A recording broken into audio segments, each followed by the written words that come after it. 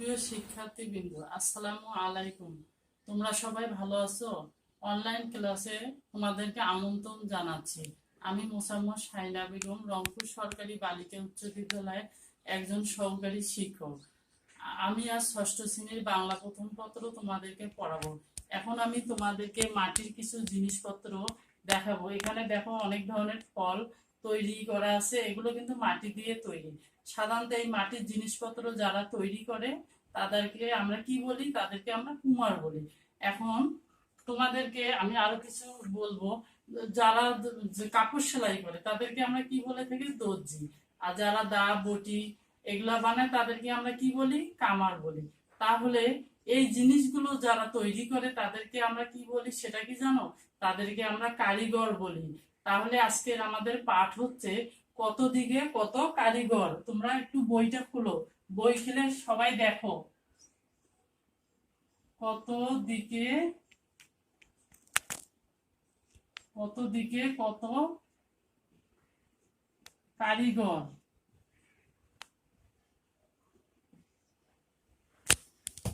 লিখেছে সৈয়দ শামসুল হক। শামসুল হক। তাহলে এই গল্পটি পড়ে আমরা যে বিষয়গুলো সম্পর্কে অবগত হব সে নিয়ে এখন আলোচনা করব। তাহলে এই গল্পের শিরোনাম হচ্ছে বাংলাদেশের গ্রামীণ লোক সংস্কৃতির পরিচয় জানবে, দেশীয় সংস্কৃতির প্রতি মমত্ববোধ সৃষ্টি হবে, মাটির দক্ষ কারিগরদের প্রতি শ্রদ্ধা ও মর্যাদা দিতে শিখবে, বাংলাদেশের ইতিহাস ঐতিহ্যের প্রতি শ্রদ্ধা ভালোবাসার অনুভব হবে, মাটির তৈরি শিল্পকর্ম দেখতে তোমরা আগ্রহী হবে। এখন আমরা লেখক পরিচিতি সম্পর্কে জানবো।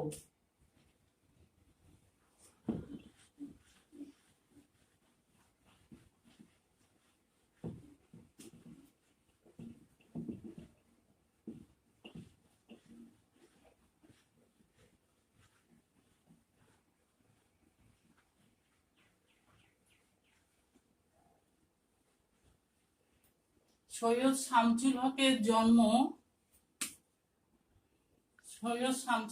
জন্ম 1935 খ্রিস্টাব্দে। 1935 খ্রিস্টাব্দে কুড়িগ্রাম জেলায় 1935 খ্রিস্টাব্দে সে জন্মগ্রহণ করে। তার শিক্ষা জীবন কেটেছে ঢাকায়। তিনি এসএসসি পাশ করে কলেজিয়েট স্কুল থেকে, এইচএসসি পাশ করে জগন্নাথ কলেজ থেকে এবং সে উচ্চতর ডিগ্রি লাভ করে ঢাকা বিশ্ববিদ্যালয় থেকে ইংরেজি বিভাগে। সে পেশাগত জীবনে একজন সাংবাদিক ছিলেন এবং বিভিন্ন ধরনের সাহিত্যের সঙ্গেও তিনি তার অবদান রেখে গেছেন। এখন আমরা তার উল্লেখযোগ্য কিছু কাব্যগ্রন্থ সম্পর্কে জানব।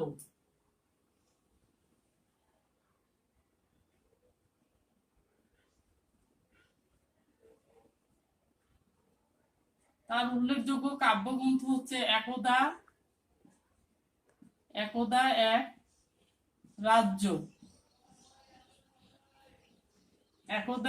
রাজ্য, অগ্নি ও জলের কবিতা,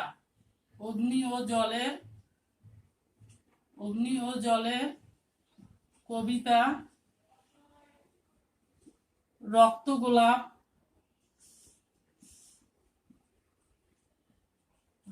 গোলাপ, আনন্দের মৃত্যু,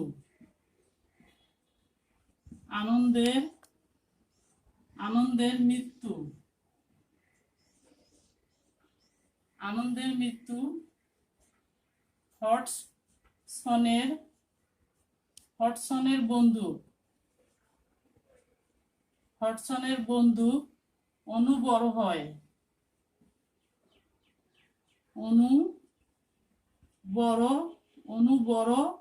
হয়। এই গ্রন্থগুলো সৈয়দ শামসুল হকের লিখা আমরা এছাড়া তার আরো কিছু প্রবন্ধ, জীবনী, ছোটদের গল্প রচনা, এগুলো সে অনেক লিখে গেছেন। তার সাহিত্যে বিশেষ অবদানের জন্য তাকে সব্যসাচী বলে বিবেচিত করেছেন। এই মানুষটির পুরস্কার সম্মাননা সম্পর্কে এখন আমরা জানবো। তিনি 21 পদক পেয়েছেন। সাহিত্যে বিভিন্ন সাহিত্য, বাংলা সাহিত্য অ্যাসোসিয়েশন থেকেও তিনি পুরস্কার পেয়েছেন এবং তিনি 21 পদকও পেয়েছেন। বাংলা একাডেমি থেকে পুরস্কার পেয়েছেন এই মানুষটি 2000। এখন আমরা শামসুল হকের মৃত্যু সম্পর্কে জানব। সৈয়দ শামসুল হক 2016 সালে ঢাকায় মৃত্যুবরণ করেন। 2016 সালে ঢাকায় মৃত্যুবরণ করেন। এখন আমরা কত কারিগর এই গল্পটি একটু আলোচনা করব। তোমরা সবাই বই বের করো শিক্ষার্থীরা। নদী পার হয়ে ওপারে কুমারদের একটা গ্রামের ভেতরে সারাদিন দেখছি ওদের মাটির কাজ, হাড়ি পাতিল সরা সানকি তৈরি করছে ওরা। বেশি কৌতূহল নিয়ে দেখছি পাটার কাজ, মাটির পাটায় ফুলের নকশা, রবীন্দ্রনাথ বেনিবন্ধনরত যুবতীর চিত্র, জয়নুলের আঁকা গরুর চাকা ঠেলে তোলার পুঁতি লিপি, উড়ন্ত পরি ময়ূরপঙ্খী নৌকার চিত্র, চোখ বুঝে নজরুল যে বাঁশি বাজাচ্ছেন সেই ফটোগ্রাফের নকল। বাঁশবনে আচ্ছন্ন শীতল একটি গ্রামে অবিশ্বাস্য ঝিমধরা নীরবতার ভিতরে সবুজ শ্যাওলা ধরা কুমারদের প্রাঙ্গণে সার দিয়ে সাজানো রবীন্দ্রনাথ, নজরুল, জয়নুল।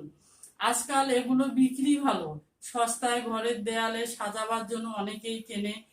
এক একটা চিত্রের জন্য কাঠের ওপর খোদাই করা নকশা আছে, তার উপর কাদার তাল টিপে টিপে পাটা তৈরি করছে ওরা।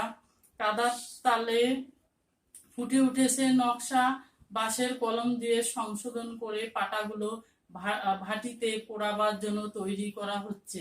কাজ করছে যারা, তাদের ভিতরে কিশোর বেশ কয়েকজন, যুবক দুজন, আর একপাশে উঁচু পিঁড়ির ওপর উবু হয়ে বসে কাজের তদারক করছে বৃদ্ধ পালমশাই।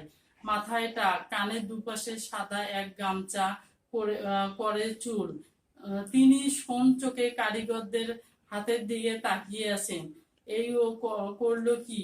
আরে দামরা!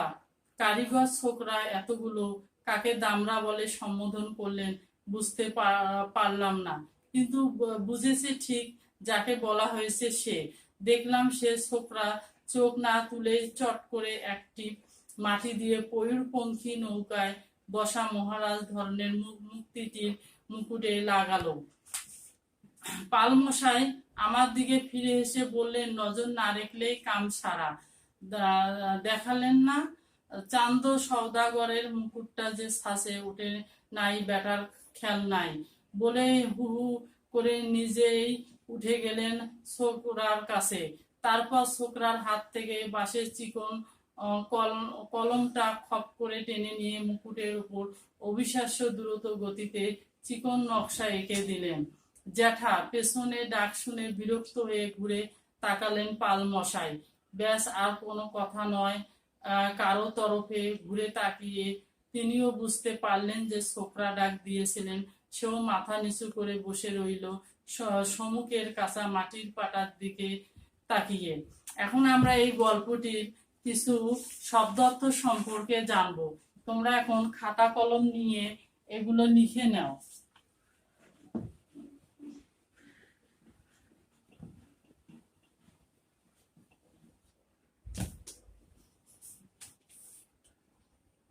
দামরা, দামরা শব্দের অর্থ হচ্ছে ষাঁড়। দামরা শব্দের অর্থ হচ্ছে ষাঁড়। খেয়াল, খেয়াল শব্দের অর্থ হচ্ছে খেয়াল।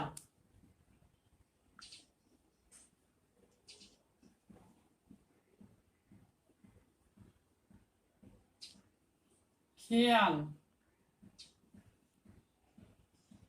খেয়াল শব্দের অর্থ হচ্ছে খেয়াল। নিরাসক্ত, নিরাসক্ত, নিরাসক্ত, নিরাসক্ত শব্দের নিরাসক্ত শব্দের অর্থ হচ্ছে আবেগহীন, আবেগহীন। নিরাসক্ত শব্দের অর্থ হচ্ছে আবেগহীন। আর্টিস্ট,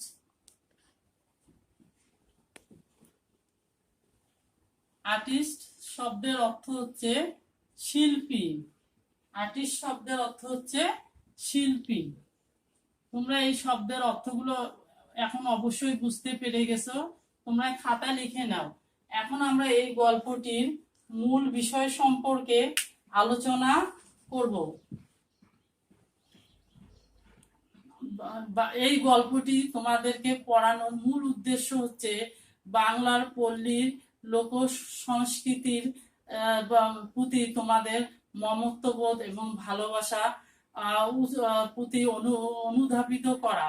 এই মানুষগুলো আগের দিনে দেখা যাচ্ছে কুমাররা হাঁড়ি পাতিল, বিভিন্ন ধরনের ঝুড়ি, তার বাঁশি, তারপরে ঢেকি, কুলা, তারপর হচ্ছে সোনার তৈরি বিভিন্ন ধরনের আংটি এরা তৈরি করতো।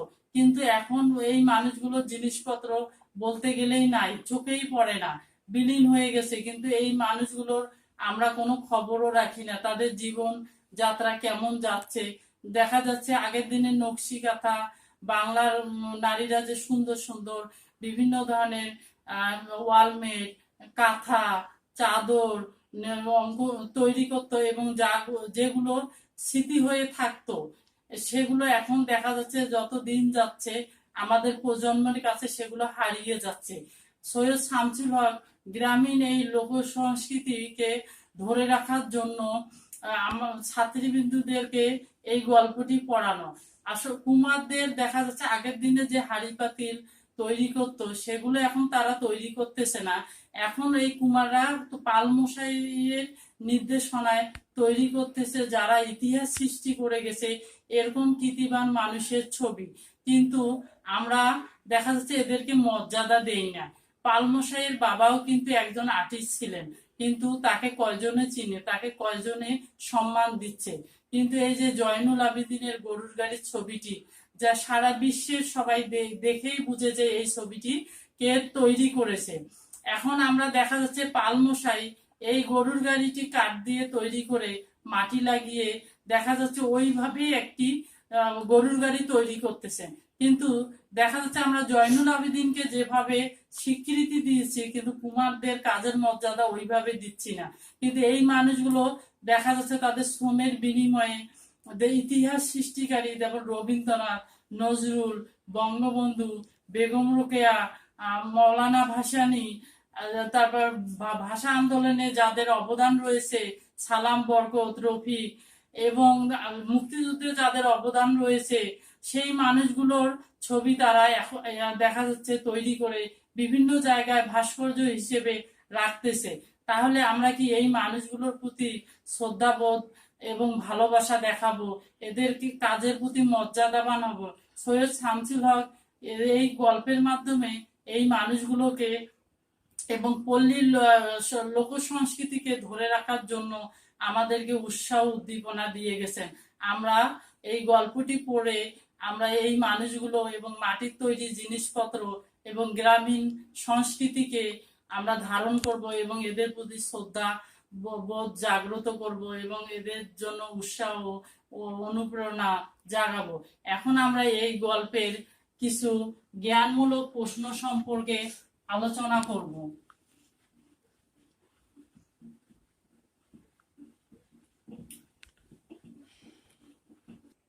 তোমরা খাতা কলম বের করে এখন এই জ্ঞানমূলক প্রশ্নগুলো লিখে নাও।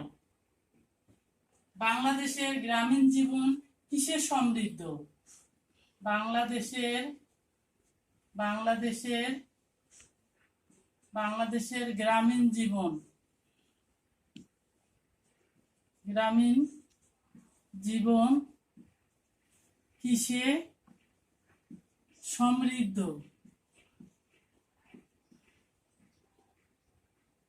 বাংলাদেশের গ্রামীণ জীবন কিসে সমৃদ্ধ?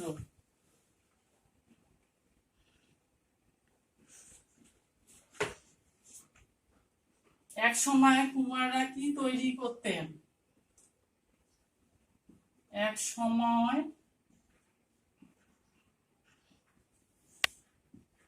কুমাররা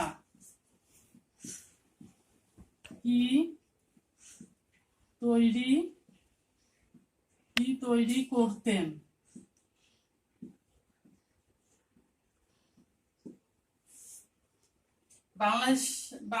বাংলার সকলে কার দাড়ি চেনে?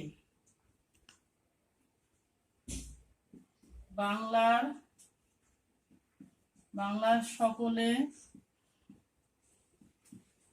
কার দাড়ি চেনে?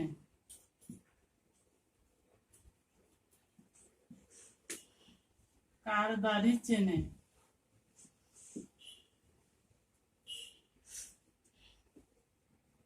কারিগরদের কাজের তদারক কে করেন? কারিগরদের কাজের তদারক কে করেন?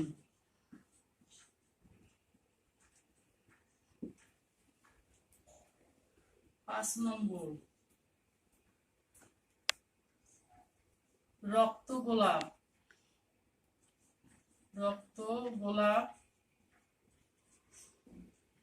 কি ধরনের গ্রন্থ? কি ধরনের গ্রন্থ? তোমরা এই প্রশ্নগুলো উত্তর নিজেরা বাসায় তৈরি করবে এবং গল্পটি কয়েকবার বাসায় তোমরা রিডিং করবা এবং বুঝে বুঝে পড়ে বাংলাদেশের গ্রামীণ লোক সংস্কৃতির বৈশিষ্ট্য তাহলে ধারণ করতে পারবে। এবং দেখা যাচ্ছে এই লোক সংস্কৃতিকে দেখার জন্য তোমাদের মনে উৎসাহ জাগবে। আর তোমরা পারলে এই মানুষগুলোর কাছে যাবা এবং এই মানুষগুলোর কাজের যে কতটা কষ্ট, তাহলে ওদের কাছে যে দেখলে বুঝতে পারবা। তখন মনে হবে যে এই মানুষগুলোকে আসলে আমাদের সম্মান এবং মর্যাদা দেওয়া উচিত। আজকে আমি তোমাদের অনলাইন ক্লাসে এখানেই বিদায় জানাচ্ছি। আল্লাহ হাফেজ।